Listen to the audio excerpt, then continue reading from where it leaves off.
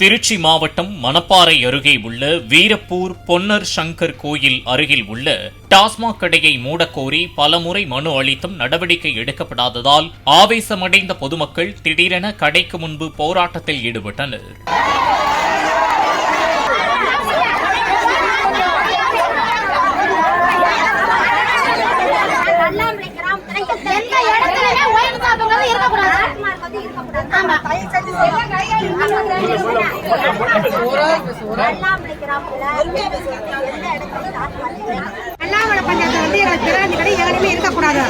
இதனால பல குடி பல தாலி அறுத்துட்டு பள்ளிக்கூடத்துக்கு போற பிள்ளைங்க ரொம்ப அசிங்கப்பட்டு வருது.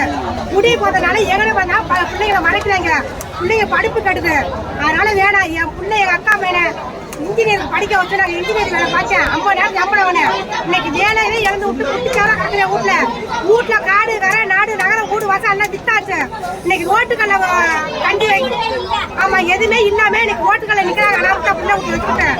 அவன் ரொம்ப மோசம். இன்னைக்கு சாவலாம நாளைக்கு சாவலன்னு ஜெயிலுக்கு போய் நிக்கிறேன். தயவு செய்து சொல்றேன், இந்த ஊர்ல இந்த பஞ்சாயத்துல எங்களுக்கு பிராந்தி கடை இருக்கக்கூடாது.